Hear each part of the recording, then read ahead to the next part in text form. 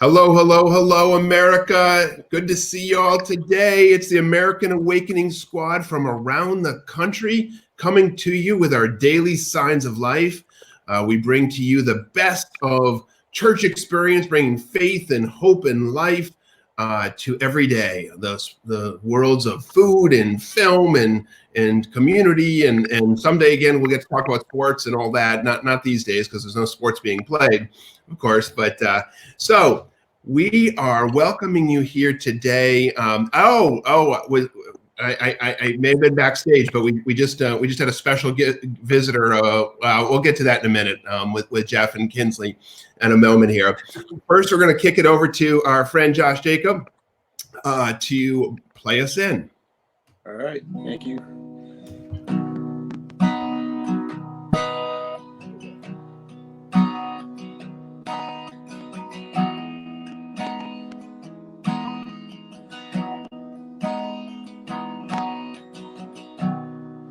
There's nothing worth more that would ever come close. Nothing can compare. You're our living hope. Your presence, Lord.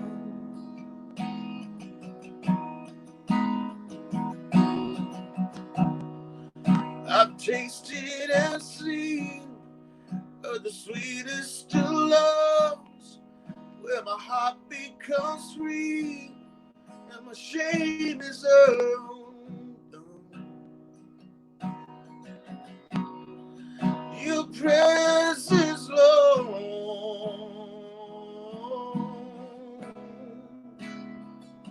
Singing, Holy Spirit, you are welcome. Come flood this place and fill the atmosphere. Your glory, God, is what our hearts long for.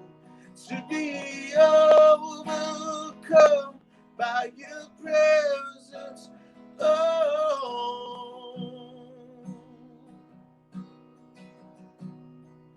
Your presence, Lord.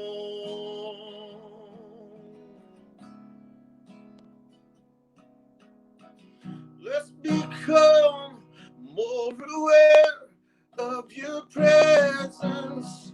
Let us experience the joy of your goodness. Let us become more aware of your presence. Let us experience the glory of your goodness, Lord. Singing, Holy Spirit, you are welcome here. Come flood this place and fill the atmosphere. Your glory, God, is what our hearts long for. To be overcome by your presence, Holy Spirit, you are welcome. Come flood this place and fill the atmosphere. Your glory, God, is what our hearts long for. To be overcome by your presence, oh.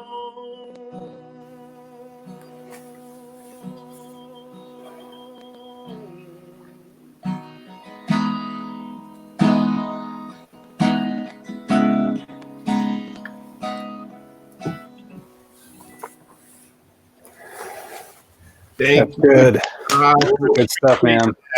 Amen. You're getting a lot of love out there from the audience at home for that song. Right. Thank you for bringing that to us, brother. As some of you know, now all of you will know, we've got a very special guest on the Nashville feed today. We've got Sara Groves, a special musician.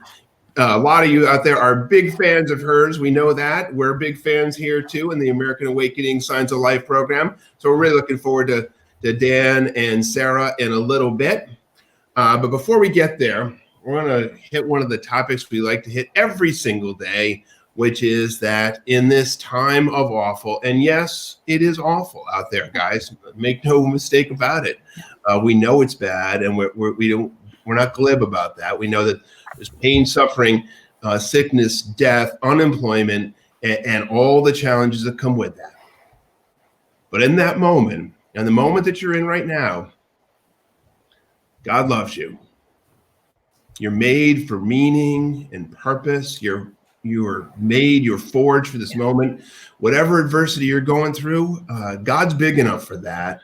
And God's going to bring you through that. And you're going to come through this and you're going to emerge into a whole new space as a consequence of all this. And that's the biggest reason that we bring this band of folks together from around the country, multi-race, multi-ethnic, multi-generational. It's obvious I'm the old guy. There's some young folks and some in-between folks in this crew. That's why we do this every time. Every day we come together to rally with the word of God for each one of you. We get together on a prayer line every single day and pray for you, not knowing exactly what your needs are, but knowing we're appealing to a God that does know what your needs are on your behalf. So we're so grateful you're here with us. Thank you for being with us. And with that, I'm going to kick it over to Pastor Joel Searby. Pastor Joel in Gainesville, Florida. Pastor Joel, what do you have for us today, friend? Hey, everybody. So every day we bring you what we call our daily dose. It's just a little bit of hope and light and truth and goodness for your day. If you want that in your inbox every day, you can sign up on AmericanAwakening.us/daily dose. Sign up there. You get it in your email inbox, a little bit longer version than what we do here on the show. This week we're focusing in our daily dose on the spiritual disciplines. We talked a little bit about that yesterday. We're kind of letting Richard Foster's classic book, The Celebration of Discipline, here it is right there, kind of letting that guide us this week. And today we're going to talk about the inward disciplines. Those are, as Foster lays them out, meditation, fasting, prayer, and study. And the reason we're focusing here is because there's been a lot of conversation about making new routines and rhythms during this time. But it's really important that we have the right routines and rhythms. And we want to help you, maybe give you some things that'll spur on some ideas. We want to encourage you to go deeper on those inner disciplines. And just remember, too, as Foster says, the spiritual disciplines can do nothing by themselves. They can only get us to the place where something can be done. They are a means of God's grace. So remember that. It's not about earning it or getting it all right. It's about opening ourselves up and preparing the way for God to do stuff in us. Today, I want to talk just real briefly about fasting. Okay, so we all know that when we put garbage in our bodies, it affects us. If I eat Doritos and honeybuns and pizza, and then I wash it down with a delicious cold beer, it's going to be nice for like a hot minute, and then I'm going to be really sorry later. And I may or may not be speaking from experience on this. There's something about what we bring into our bodies that affects not only our physical side of things, but also can affect our emotions. And right now, as we're trying to really make sure that everything about our life that we can have an influence on is whole and healthy, we need to be thinking about that. But it's beyond just the things that we eat. We know that we put things into our minds and our souls that just don't bring us life. They make us sluggish and unhealthy, depressed, and if unchecked, they can kill us. And so I want us to think, as we think about this idea of fasting or abstaining from something, there is a purpose behind this, and it's not just to be healthier. My friend and my pastor, Mike Patz, has a quote that I love about fasting. He says, fasting is not about twisting God's arm to get what we want, but about untwisting our souls so we can hear what God wants for us. And that's good. God desires our peace, our wholeness, our joy. And so when we are abstaining from something, we're saying, I'm going to hold that aside. I'm not going to do that. But we're asking, God, untwist my soul. Help me to get more of you, to be filled with you. Jesus said that we don't live on bread alone, but on the word of God. We live on the actual heartbeat, the words that God speaks to us. And those words are life and light and hope and love. And so as we wrestle with new rhythms during coronavirus and quarantines, I want to encourage you today, maybe it's a time when you can abstain from something to get more of who God is in your life, that he would be our daily bread. And that's our prayer, and that's your daily dose. Back to you, John. Amen. Thank you, Joel. That is a good word, but I hate that abstaining idea. I really do. I mean, it's not fun. It's not fun. It's not, we know there's something bigger and better beyond the thing that we're, investing ourselves in right now, but it's not easy. At least it's not easy for me. I'll confess that right out. So a minute ago, when we launched, we had the wonder of having Jeff's daughter, right? Yeah, she popped in just a minute before we started, so I don't know if you guys started with an empty chair or whatever. Yeah, we did. We started with the empty chair, and I thought I had the benefit of all 6 of us on screen, so I got to call out the empty chair and explain to everybody that Kinsley. Oh man, I need to go back and watch that. But then all of a sudden the 6 went to 1, and everyone's just looking at me, and everyone's like, "What the heck are you talking about there?" So anyway, always a pleasure to have your family members on screen. Yes. Yeah. So you alone, or you with Kinsley, or you with Alyssa, or you with anybody is awesome. That's the more right. Beth keys, the better. That's my thinking on this subject. I'll take it. Over to you, man. Hey, thanks so much. Yeah, it was funny. We have kind of this fun rule where the kids, it's fun for us. I don't know if they like it. They have to stay in the room until like 7:30 or 8 and kind of, just have a little quiet time or whatever. But it's 6:30 right now here in Maui. And she woke up that early and came down to talk to us because it's her brother's birthday today. And she is like, I think she's more excited than him, even though it's his birthday, to just celebrate him. And she was coming down and wanted to tell me what we need to do and how we need to put the balloons out. I love it. What a great start to the day. Okay, something to chew on. If you've been watching the show and listening to the show, I'll bring random studies, random books, stuff like that. And then more rarely, every once in a while, I'll bring kind of something to chew on from the scriptures. And that's what I was thinking about today. So maybe this can be a double daily dose. And I'll leave you with a question. But some context, I want to talk about Luke 24. I think one of the weirdest stories in all of scripture, but no one ever talks about the weirdness. Now I'll try to summarize it in just a couple minutes to get to the point. Luke 24, Jesus had died, then he resurrected. And then it says he comes next to these 2 guys, right? Now, these 2 guys don't recognize him. I don't know if they hadn't certainly been up close with him or whatever, but they don't know it's Jesus. And Jesus kind of asked these guys, like, hey, why are you bummed out? You could tell they were kind of sad and down. He says, why are you guys bummed out? And they basically say, like, they kind of rebuke Jesus, which is never a good idea, by the way. And they said, like, were you not paying attention? Did you not see that basically the guy we followed for 3 years, was crucified under the Roman Empire? Because back then, we have to always remind ourselves, in the first century, any leader that died on a Roman crucifixion device was a loss. That was a fail. That was a failed experiment. It was not clearly the guy that was going to save the day, at least from that worldview. And so that's what they were saying. And then Jesus, it actually says, rebukes them back, which is a good idea, and says, it says he actually began from the law to the prophets, which is just a euphemism for saying the whole Bible, because they didn't have a New Testament then. The law is the first 5 books. The prophets is basically everything else outside of wisdom literature. So it basically says Jesus, after they say that, Jesus goes to the whole Old Testament, the Hebrew scriptures, and says this was supposed to happen the whole time. Kind of actually said, guys, have you not been reading your Bible? He was actually, like, the Messiah was actually supposed to go that route. The Messiah was supposed to die. And it says he begins from the law to the prophets, unpacking the entire scriptures to them. Now, I don't know about you, but if Jesus physically resurrected, showed up next to me face to face and unpacked the entire Bible to me, I feel like that would be the most angelic, insane inception moment of all time, right? Like uppercase word, unpacking the lowercase word. Christopher Nolan would have a feast with that one. But he does that. And you would think just the heavens would open up and the glory would shine down and all that Jesus himself is basically a Bible study partner to these guys in that minute. But if you're familiar with the story, nothing happens. Like there's no revelation, there's no angels, there's no singing, there's no eyes opening, there's nothing. The next line, actually, it's so strange. The next line literally just jumps to later that day. It says Jesus unpacks the scriptures, and then it just says, and later that day they were walking to the house and they asked Jesus to stay for a meal when they got to their house. And this is where it even gets weirder. It says Jesus comes into the house, says he sits down, says he breaks bread, and then in an instant, it says their eyes were opened.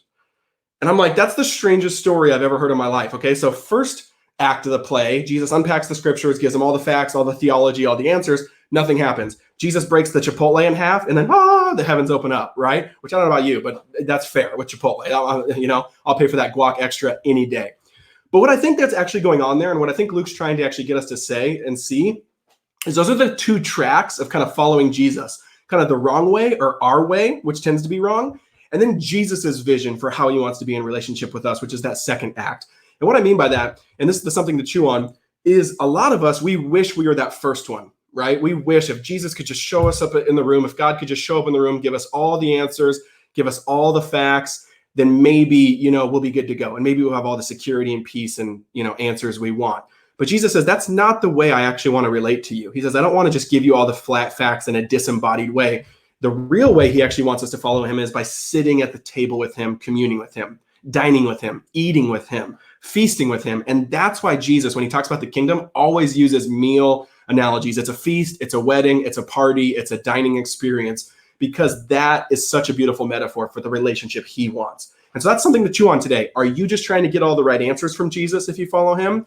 Or are you trying to actually sit at the table with Jesus? Because they're two separate things. And one produces an entirely different depth and amount of fruits of the Spirit, of grace, of tenderness, of gentleness, when you're sitting at the table with him in relationship. So that's something to chew on for today. Back to you guys. Jeff, thank you so much. I don't know about the rest of you out there, but I know you had me at guacamole. Chipotle guac. I'm right there, and then I focused in like a laser beam from there. And I'm glad that's where I picked you up. Yeah, exactly. Breaking the Chipotle in half. Yep. Yes. It's all confusing up to that moment, but then I had to.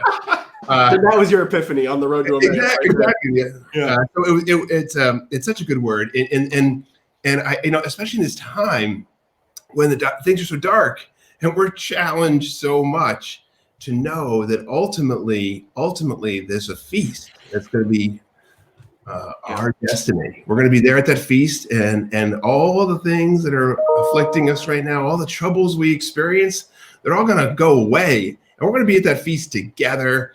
Not only with your best friends and the best loved ones and all that sort of thing, but also with all the people of great difference and all the things that they bring to it, and how special that's going to be. Thank you for that good word, Jeff. I so appreciate that. Let me ask you a question, Marisa. We are so far in now. We're 17 minutes in, and we normally would go to wow, so that's happening. We'll tell some stories and all that. Calvin, whose responsibility it is to handle that, he seems to be saying no, not today. Pitch that ball, John. Don't foisting. Pitch that ball. Foisting on me. I love it.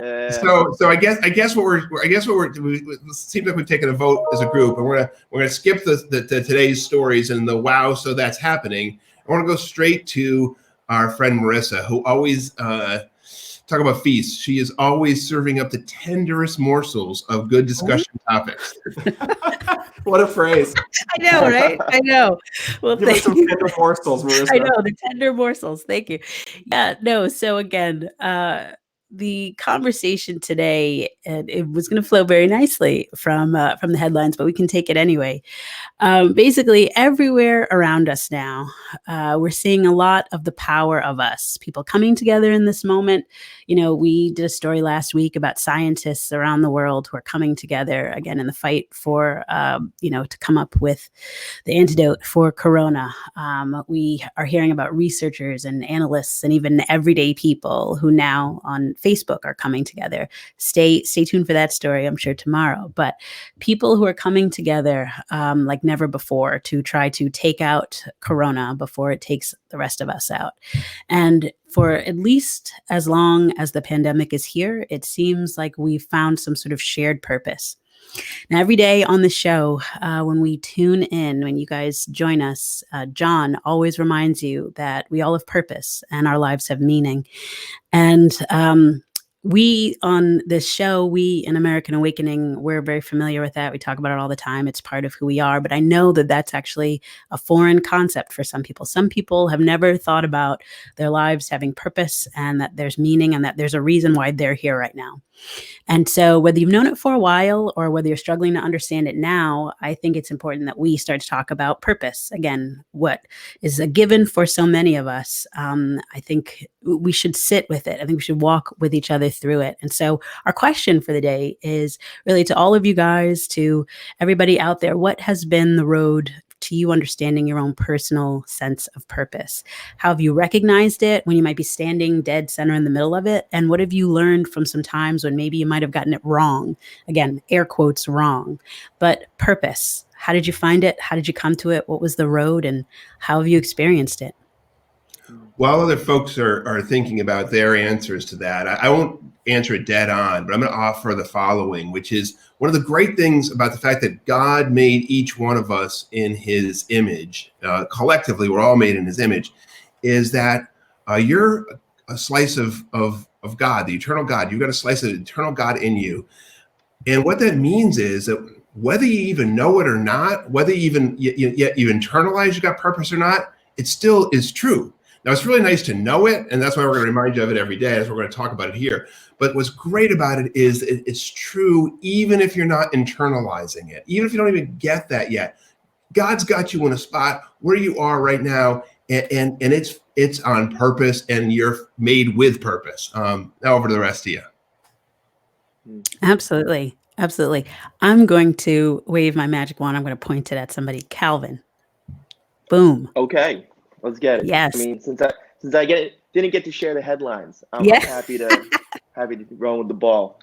Yeah, I think from my experience that I think the first thing I think of, and perhaps this is especially relevant to right now when so many people are in pain and suffering, is what is your experience set?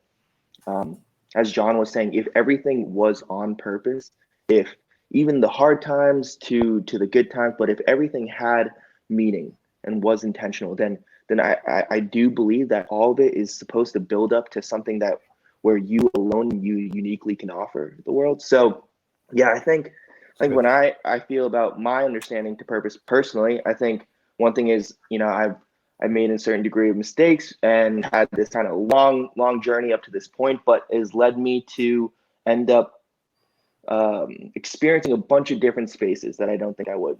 Particularly I think of my college experience. I went to a school called Colby College, which is a small liberal arts school in Maine. But then I also ended up going to a school called UMass Boston. So again, two very different experiences, one being a private small liberal arts school to one being a state school where a large segment of the community was, either the first person in their family to go to college or they were commuting every day. And so that to kind of the flow between and kind of understand two very different experiences, I think that has been something even now as I'm continuing to process of what is my purpose? How am I supposed to lean in and be of service to other people? I think when I look at my experiences, things that are unique to me, I think there's nuggets there, morsels there that should ultimately lead you back to, hey, maybe this is what I'm supposed to do here now in this moment. And so, yeah, I hope that's an encouragement, whatever your experience set is, there's something there. I'm gonna jump in and say we're gonna have to get into Calvin's story a little bit more sometime, but give you a little more running room. But Calvin's story is a dedicated episode. Amazing, right? Exactly. I'm looking forward to scheduling that one. That was an amazing story, and as he said in subtler terms there, but a lot of mistakes were made and a lot of pain experienced, not only for himself but the people around him. But it brought him someplace profound, and those of us who have lived life with Calvin for any period of time, an hour a day, a week, and for me a couple of years now, know that it's produced amazing fruits of him dialing in on who it is that God made him to be. So more to come on the big Calvin Lee story. Thanks, That's brother. right. Appreciate that. Dedicated episode next week. Let's do it. Oh, hold on now. Jeff, what do you have?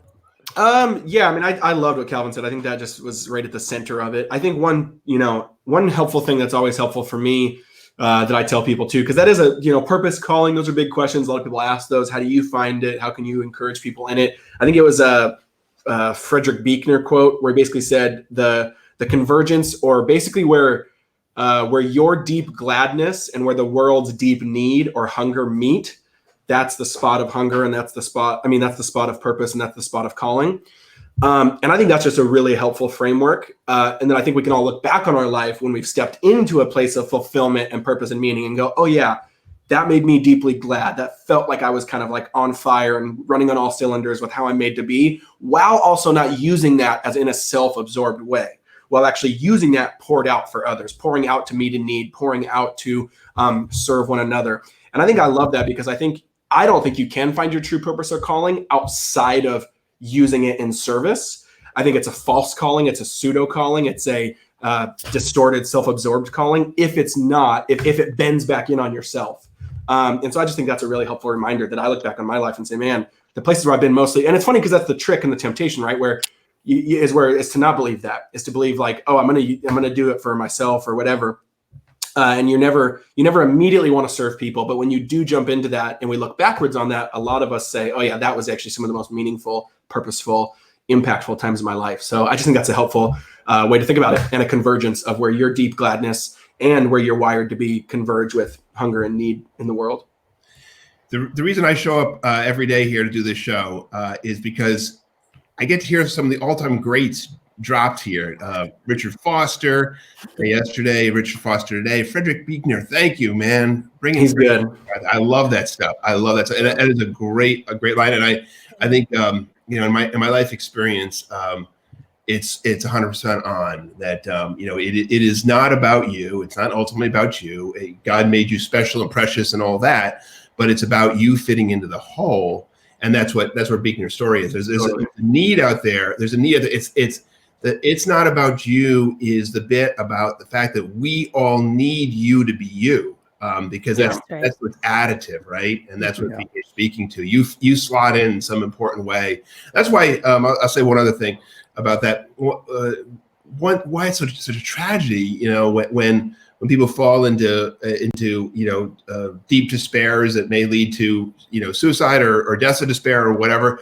Or whatever the ways that people go off into the ditch of life and they're off the road, and maybe they're in that rumble strips on the side and running that way, but sometimes they go all the way into the ditch. Look, I've been there before. The key is only to get back out of the ditch and go back on the road. But one of the things so important about that is not only is it a tragic loss for that person, you want the goodness and blessing of that person, of course. But the rest of us are losing something too. That whoever you are, whatever that person's experience is, if they're going down that path and are off in the ditch, then we need you back on the road. We all need you when we lose one person to despair, addiction, suicide, whatever. The rest of us are losing something as well. So it's a selfish need. We care deeply about you, but the rest of us need you too. Yeah. No, it's good. Good Can I word. jump in there, Marisa? Go ahead. So, I think a little bit of a nod to you, and you're the foodie, Marisa. The idea that what Jeff said is definitely true about our gladness and the need of the world.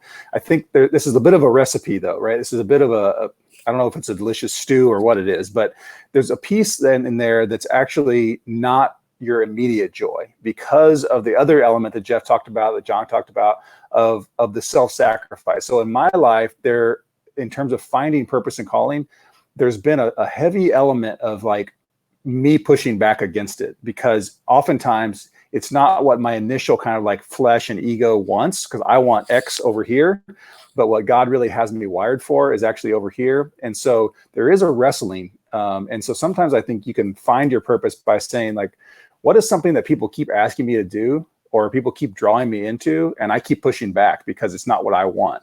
And then the joy comes when you actually kind of relinquish the control and say, all right, this is actually how I'm wired. And then the joy starts filling in those gaps where you thought you were actually giving something up, you're actually getting something. Yeah, so good. That's so true. It is. Come on, Joel. Back to you, Marisa, and the sense of gladness and meeting the world's need, and your vision to start this live stream and podcast. Yeah, it's interesting. One of the things that I've learned over time is that, again, God operates in seasons, right? I mean, we understand seasons and weather and spring and summer and all of that, but also different seasons of your life. And I have been I've been intrigued to find out that purpose can be, again, a lifetime sort of thing. It can also be seasonal, in terms of, Lord, I'm in this place, I'm in this season right now, like right now where we are. I didn't know we'd be here. I'm not quite sure how things are supposed to be. How am I supposed to shift the way I do things, when I see my family, how I relate to people, all of that. But in this moment, Lord, how have you made me? What have you presented before me? And what are you asking me to do? And when I realized that, I think, again, God is a God of big lifetimes and generations, and he's also a God of the moments. Lord, I think he is very interested. God's very interested in giving us direction and purpose in our moments, in the minutes right now. And people who know me know I've just sort of developed this kind of mantra over the last few years about who I am and how I'm going to carry myself. I've got like 3 things. Like, I've got to be in my own clothes, doing what I do well on behalf of things that matter. And like that to me has just been tweet that. it's been like a very simple thing that I can hold on to. I got to be in my own clothes. I got to be comfortable in my own skin, wearing what I need to wear every day so I can show up and I'm not worried about other things. Doing what I do well, what are gifts and talents in the moment. What might be called, what am I being called to do right now? How can I serve? Like Jeff said, how can I serve out of the gifts and talents that are flowing? And then on behalf of things that matter, again, what matters to me, the core of who I am. What are the things, again, I love food, but I could not trade building things that I believe are God things for chefing it up every day. I love an omelet, but I'm not gonna trade building cool things that God can use to reveal himself to the world, to food. So it's an evolving thing. I'd say to everybody out there who's feeling a lot of pressure about purpose and why am I here? And I gotta know. First of all, like, God is peace, and he'll give you peace. And also, like, what's in your hands. You can do something right now where you're at with what he's given you. So take heart. That's good. That's a good word to finish that on. Yes, that's so true. It's not the idea of like, oh, you got to find something that's a divine word. Back to Jeff's bit about Jesus unpacking the word, and wouldn't that be the loftiest of all things in that moment? No. It's about being in that relationship. As some of our viewers are writing in and saying, asking God every day, who am I? What am I supposed to do today? Yeah. Today, you got today. You don't have some sort of hallowed purpose out in the future. You got today to live true to what you're supposed to do. It's not a pressure thing. It's not a pressure thing. It's a freedom thing, right? That's right. It's not like, I got to find it. I got to do it. No. It's in front of you. I promise you it's in front of you. And there's a movie line where we're going to get back to in a little bit after Sara Groves. We'll move it back to after Sara Groves to finish it off for everybody, because Sarah's sitting there backstage eager to play for us.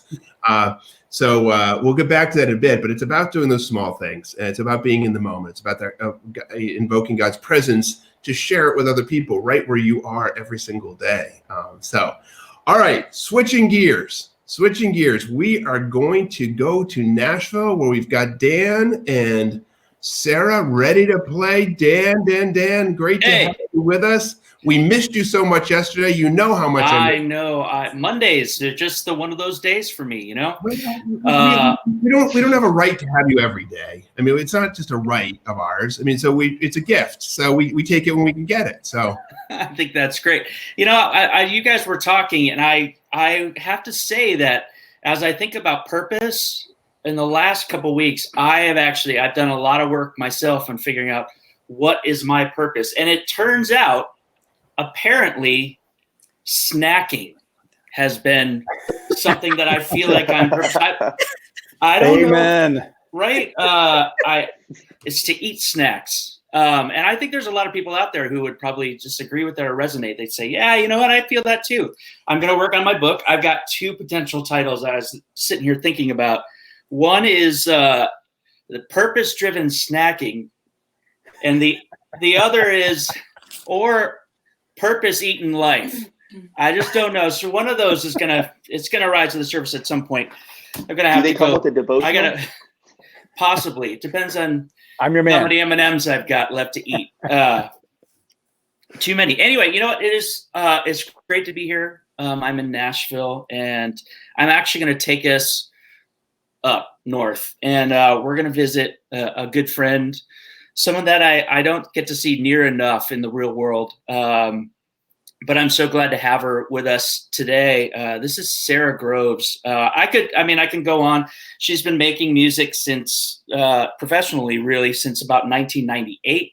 She started writing songs when she was really little, about 4 years old. If you read some of her bio, I've gotten to know Sara really around a lot of things aside from music. We've toured together. We've collaborated on different music. But really it's been in the areas of justice and mercy and caring for the poor, the marginalized. Sara's done just an incredible amount of work advocating for people who find themselves in slavery around the world, modern day slavery. She's been an advocate for International Justice Mission for a long time. In fact, we've got to travel to Rwanda together and spend some time in Africa.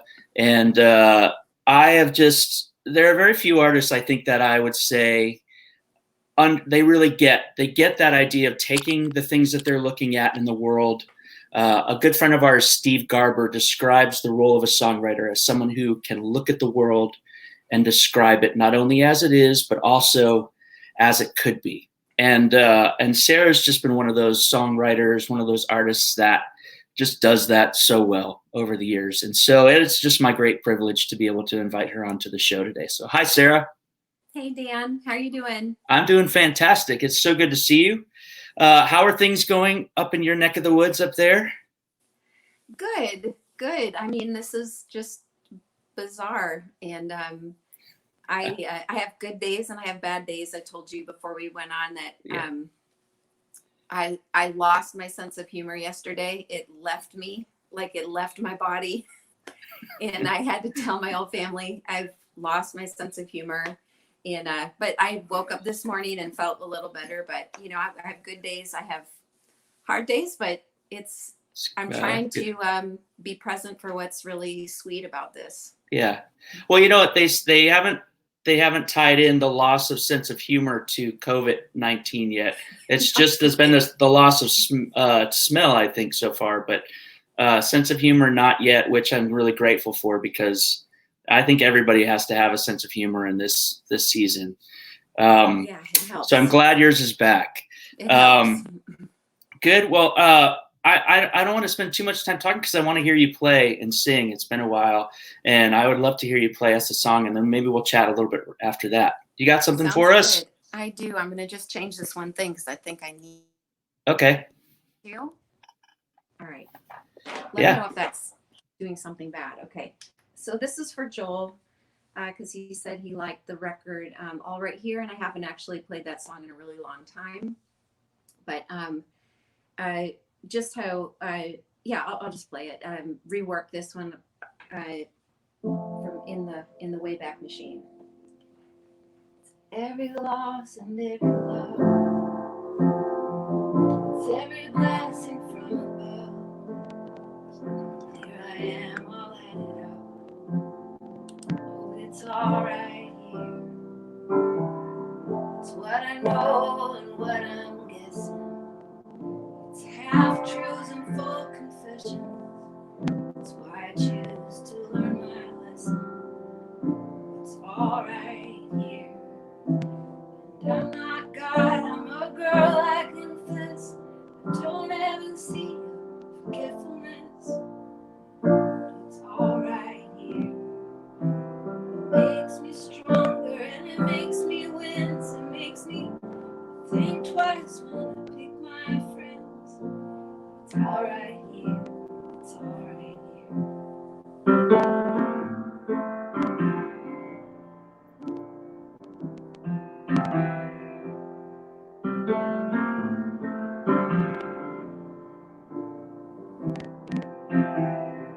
It's caution and curiosity.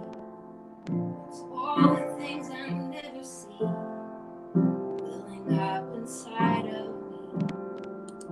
It's all right here. It's what is best and what is worse. It's how I see the universe. It's every line and every verse. It's all right here. And I'm not God, I'm a girl, I confess. And I don't ever see her forgetfulness. It's all right here. It makes me stronger and it makes me wince. It makes me think twice when I pick my friends. Every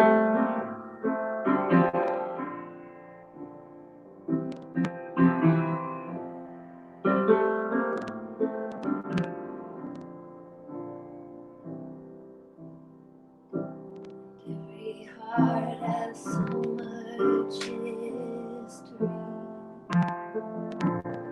It's my favorite place to start.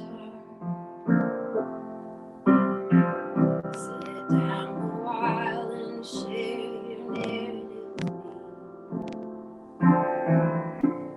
Not afraid of who you are. I'm all here and you're all there. Some is unique and some we share. Let's add it up and start from there. It's all right here. I'm not God, I'm a girl, I confess, and I don't ever see you. Forgetfulness, it's all right here. It makes me stronger and it makes me wince. Makes me think twice when I pick my friends. It's all right here, it's all right here.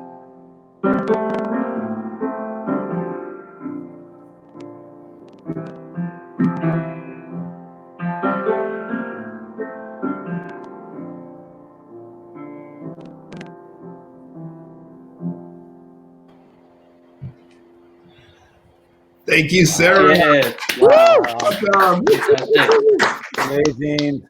There you go, Joel. Special for Joel. Wow. Yeah. I am just blown away. Thank you, Sarah. You know, that song, if I could, Dan, that song has touched me so deeply because, Sarah, there's something about that song that says, you know, I'm bringing my whole self, and that self is like kind of messed up. I'm you know, I'm not God, I'm a girl, I confess, and I don't have a sea of forgetfulness. Like, I'm bringing it all here. But at the same time, it's like this turn of phrase that says, it's all right here. Like, we're going to be all right. And that is such a good word for right now. Yeah. And Joel, it is fun to hear you recite that line specifically, because out of context, it's more interesting.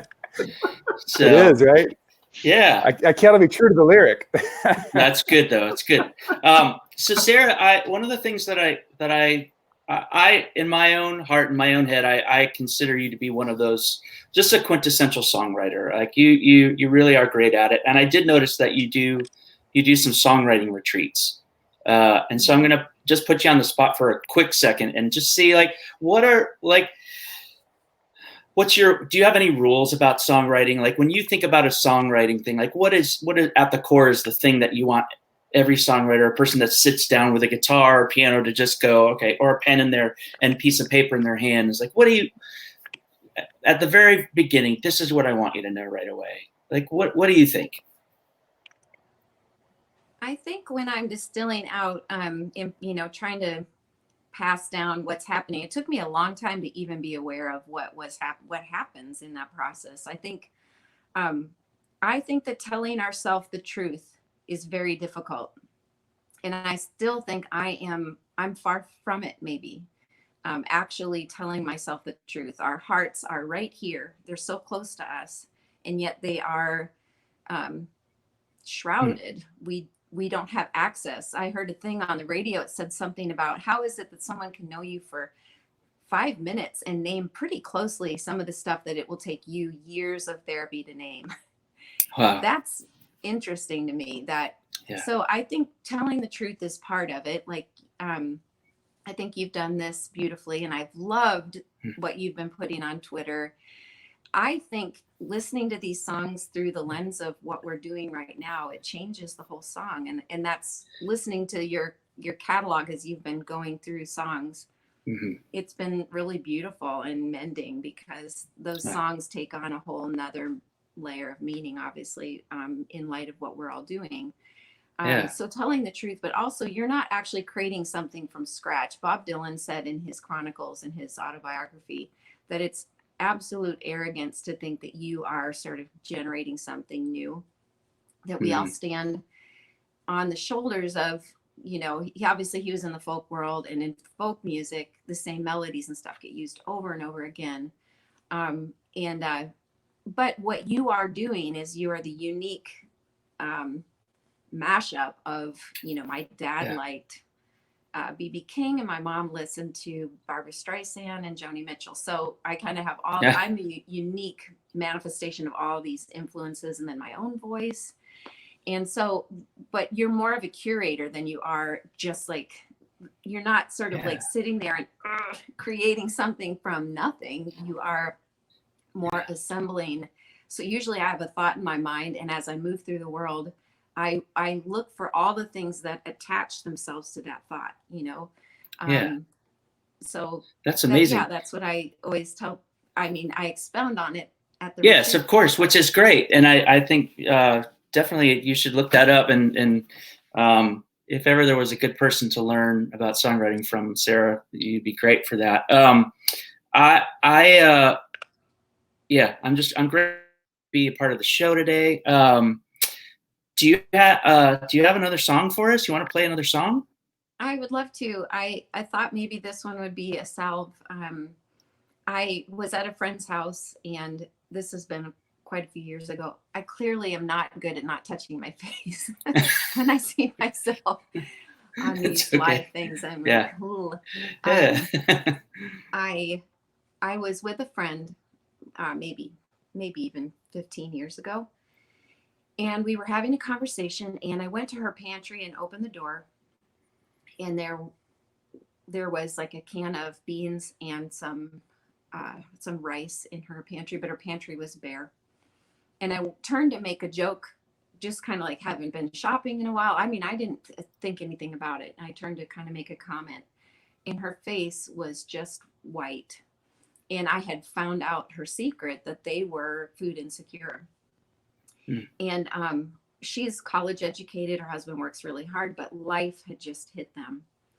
And I think in the days ahead, we're going to have to get comfortable with telling each other about our needs. With the passing of Bill Withers, I think about that first line in Lean on Me. If there's something you need to borrow, please swallow your pride and come to me and ask. And I think we're going to need a lot of that kind of practice. So years later, I'm talking to the same friend, and I see that even though now she's moved into a season of plenty and provision, she is scarred by that time quite a bit. And it just leaves her very afraid. And so I wrote this song to her to just sort of say, we're going to be okay. God said there would be honey in the rock. There would be sweetness in hard places. And really, we don't need much, do we? And I think we've all got that. I've got a bin of like extra food in my basement right now. Yeah. But I want to, be prepared, not be afraid, and have that heart of peace, be able to rest even though things are different, and then know when to reach out and be that honey myself to someone else and be a part of that. So yeah, wonderful. This is enough.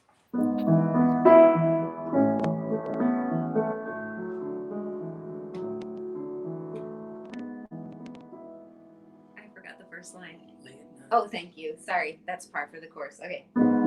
Late night, long hours,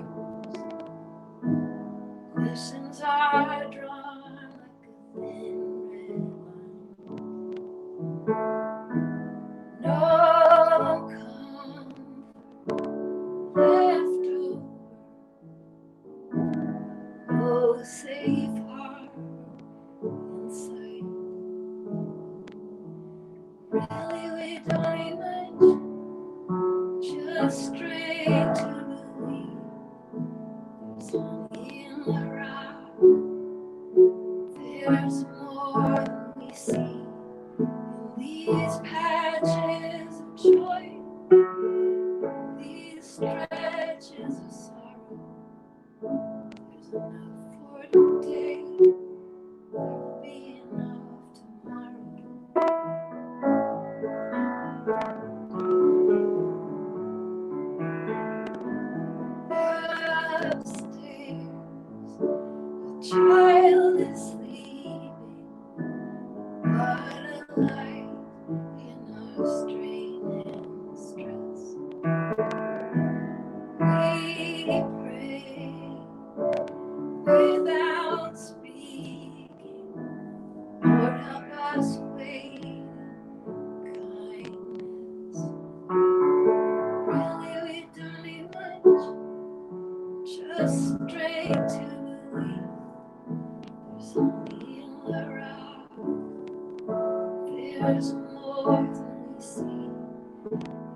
these patches of joy, and these stretches of sorrow.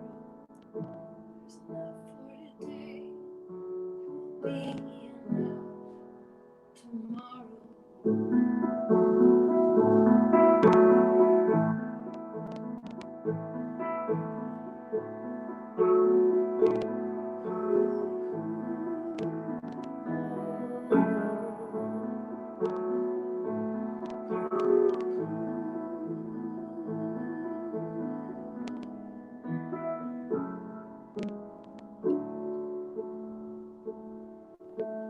Really, we don't need much, just strength to believe it. There's honey in the rock. There's more than we see. These patches of joy, these stretches of sorrow. There's enough for today. There will be enough tomorrow.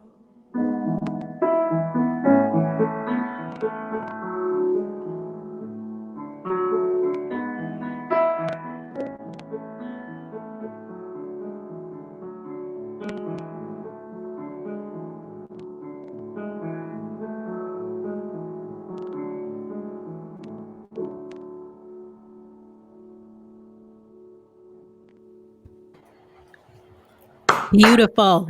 Beautiful. Beautiful. Thank you. Wow. Thank you so much. Yeah, well done, Sarah. Thank you so much for sharing with us today. Yeah, so much we could talk about, so much we could cover with you. I do not want to leave before you just get a chance to say where you are. You guys are up at the art house up there, right? You guys help curate and work with artists up there, and it's just an amazing place. It's an amazing thing that you're part of, just supporting the artist community, giving them good things to observe, to be mindful of, and to create around. So I'd love to give you just a second to talk about that, what that work looks like in this season. Yeah, we're under the umbrella of what Charlie started in Nashville with Art House in Nashville. But we look very different because St. Paul is a very different town. Minneapolis is a different town than Nashville and than Dallas, the other art house. But we all share a motto: creative community for the common good. And so we're very neighborhood based. A lot of what we do is coming from artists in our neighborhood. And we have a lot of plays and music and stuff like that. But creative community for the common good is our heartbeat. And it's not easy, but the yoke is light. And we have an incredible, beautiful thing happening here. For those that are not familiar with the Charlie reference there, that's the great Charlie Peacock and his wife, Andy Ashworth, who first launched Art House in Nashville. And as Sarah mentions, it's got multiple locations around the country now, and you're anchoring the Minneapolis-St. Paul version of it for us all. Thanks so much. Yeah. Yes. It's our joy. Wonderful.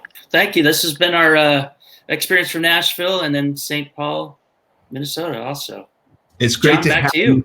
It's great to have you, Sarah. We are so grateful. We've got listeners and viewers from around the country that are writing in with the lyrics of yours that have inspired them. We're so grateful. Allison, thank you for your reach out to us, and Kathy and Suzanne, thank you so much for doing readbacks on the great lyrics of Sara Groves. And we're so grateful to you, Sarah. Thank you, thank you, thank you. We're going to wrap the show now. We've run out of time because we've hit so many good topics. We've left a lot of things on the cutting room floor for today because we're just got so much good stuff to talk about. So I'm going to just let us wrap up on the supermoon. We can't miss the supermoon, right? Right, Marisa? I mean, it's supermoon day. It is. So everybody out there, no matter what your day has in store, if it's, people are driving you crazy or if you're having the best day of your life, there is a treat for all of us tonight at 10:35 Eastern Standard Time, I believe it is. Look up, we've got an amazing supermoon. It's supposed to be the biggest and brightest of all in 2020. Some people are calling it the pink supermoon, but I don't think there's any pink, so don't quote me on that. But yeah, NASA is encouraging all of us to look up. But if you're in a place where you can't be outside or your windows you're not going to see it, don't worry. Apparently, there are going to be several more supermoons this year, including May 7th, which I'll be looking at because it's my birthday. But anyway, yes, supermoon it up, y'all. Supermoon it up today. Exactly. So what I'm finding is that as we wrap here, and thank you all for being with us today, what I'm finding is in this season of things being stripped away, less and less things to do, everything slows down. I'm certainly finding a sense of God's presence in the natural wonders around us. And I'm sure the supermoon will be adding to that. Thanks so much, Marisa. Everybody, it's great to have you with us. God's got you. We've been through these tough times before. God's got you now. God's got you in the future. Thanks, everybody in the show, Marisa and Calvin and Jeff and Joel and Dan and Sarah and Josh, for reminding everybody that there's enough out there for you. And what is it? Strength to believe that there's honey in the rock. There's more than we can see. Leave you with that. There's honey in that rock for you all out there. We're going to see you tomorrow, same time. And if in between times you can't catch us, you can, of course, see us on replay on Facebook Live, or you can catch us on all podcast partner platforms, especially notably with our relevant partners who are out there every day getting the good word out about signs of life. Until tomorrow, everybody, God bless you. Keep fighting the good fight. Thanks very much. See ya.